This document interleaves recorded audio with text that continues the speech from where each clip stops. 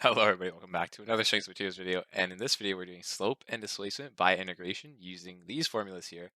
And if you need to recall that, please click the link at the top. It's a quick video going through the theory and where all of these equations come from. But for now, let's quickly solve this problem. It's asking us to determine the equations of the elastic curve using the x1 and x2 coordinates and to specify the slope at A and the deflection at C. So if we can visualize the elastic curve down here, we first need to look at the loading. We have a point load at the end with a moment as well, which are going to create a deflection downwards. And following the support conditions, we're going to meet with that roller again and create a bowing upwards and then come back down to A. So let's see what that looks like here. And just like that, we have our elastic curve drawn out. Now the next part of this problem is obviously getting these reactions so we can start to break this down into equations with these constants solved for. So the first reaction we could solve for is the reaction at B by taking our moment at A. So if we take the summation of moment at A equals to 0, and remember our sign convention here, we have something that looks like this.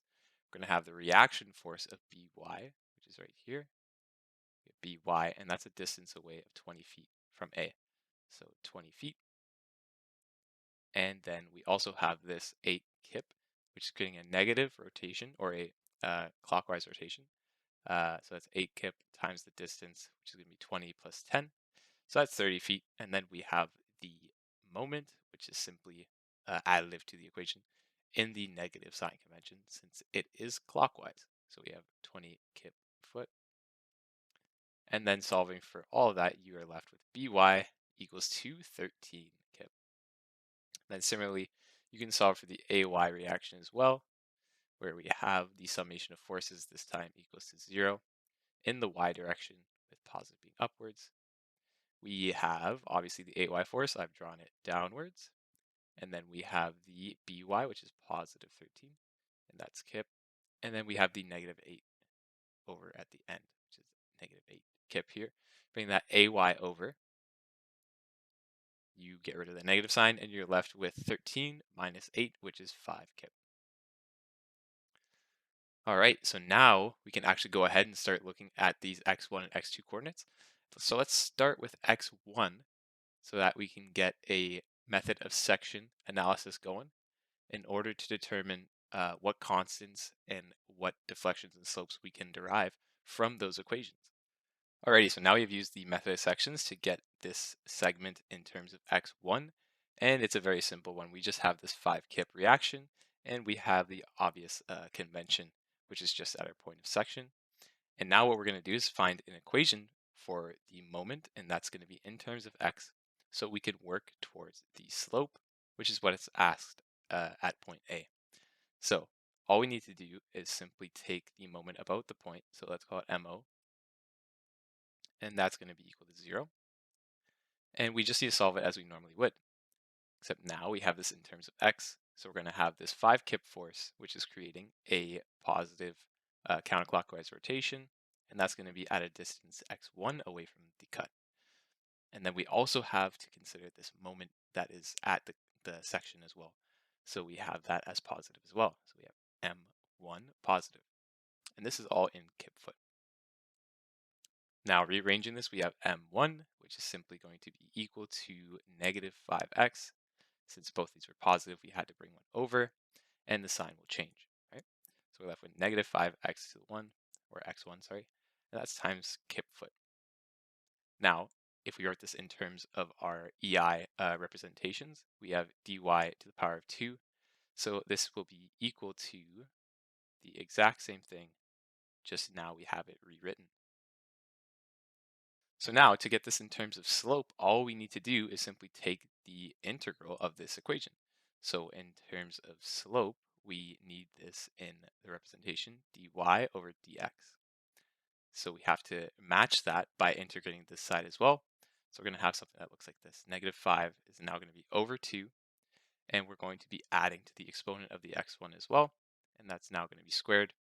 We also have to remember that anytime we integrate, we need to add a constant. So let's add c1, and now this will be in terms of kip foot squared, because now this x value is to the power of 2. Similarly, if we wanted to get this in terms of deflection, we do the exact same thing, except now we're taking this equation and we're integrating it one time. So if we represent a deflection by y, it's simply going to be equal to -5. And then we have to bring it down a 3 times 2, which is going to be equal to 6. And then this x1 will be to the power of 3. The c1 constant needs to add an x value now, and we have to add a c2 constant now. And this will be kip foot to the power of 3. Now that we have this, we need to apply some boundary conditions in order to solve for these constants. And the first boundary condition that I see immediately is that when x1 is equal to 0, we're going to have deflection equals to 0 as well. So if we plug this into our deflection equation, we will simply be left with c2 equals to 0, because every other value in this equation will be either multiplied or equal to 0, right? Now the next one, which is a little bit harder to see based on this drawing, but if we looked at the bigger picture for x1 and imagined it going all the way to 20 feet, we know that when x1 is equal to 20 feet, the deflection will also be equal to 0. So now that we know that c2 is equal to 0, we can plug this into our deflection equation. So if we said EI is equal to 0, our deflection value, when x is equal to 20, we have to plug in 20 on this other side of the equation. So we have -5/6, and then 20 here to the power of 3. And then similarly for c1, we have the 20 that's multiplying into it as well. And then we already know that c2 is equal to 0. Now solving this, we simply rearrange for c1, leaving us with a value of 333.3 kip foot. And that is squared. Now we can take this back to our slope equation and then solve for a slope value at a. And when you do this, you simply plug it in the same as you normally would. You're finding the slope at a, so you have to set your x1 equal to 0. Therefore, your slope at a will only be equal to the c1 constant, meaning that it has to equal 333.3 over EI. And that's kip foot squared. Now let's move on to the second part of our equation, or the second segment, in order to find out what the deflection at C is. And some of these equations here are actually going to be useful when we solve for that. Alrighty, so now that we're cleaned up here, we can start talking about our boundary conditions. I'm going to explain this in a little bit, but for now, let's look at the easy boundary condition. The first one that jumps out to us should be at the support here. So when x2 is equal to 10, we're going to have no deflection at this point B. So if we just write this down here, when x2 is equal to 10, deflection is equal to 0. We can actually plug this in right away to our deflection formula here. So setting this equal to 0, we have to plug in 10 for the x2 on this side of the equation. So now we just have to go through and simply plug and chug throughout this whole thing. And we're going to notice that when we get to the end of plugging, we're going to have a small issue, because now we actually cannot directly solve for a constant in this problem, because we still have two unknowns after plugging in for that 0 deflection at 10. So we have 10 C3 plus C4 is equal to 2,333.33 kip foot to the power of 3. So what do we need to do? We need to have a callback to one of our original equations in the first segment and create a relationship at this point B for slope, which is a little bit harder to see, but once it's explained for the first time, you'll be able to notice it a little bit more easier in future problems. So if we imagine when x1 is at 20 and x2 is at 10, they are both at the exact same point at support B. And a unique thing about this point is that the slope will be exactly the same at this point if you look on the left or the right of that point. The only difference will be if you're looking to the left, you're above the x-axis. But if you're looking to the right, you are below it. So what am I trying to say here? What does this relation look like? So if we had x1 equals to 20 and x2 is equal to 10. We're going to create a relationship between the slope for segment 1 and segment 2. So the slope on this side will be above the x-axis. So let's call that positive. So you have dy dx is going to be positive, and that x1 will represent this side of the segment or the support. This will be equal to the exact same slope on the other side in terms of x2. However, now it's going to be negative because we are below the x-axis. So what does this mean? Now we can actually set the slope equation from our first segment to the one from the second and solve for some constants to proceed with this problem. Okay. Alrighty, so I hope that makes sense. Let's start plugging in the values for what we need. So we have this side of the equation first in terms of x1. So we're going to be plugging in that 20 value here.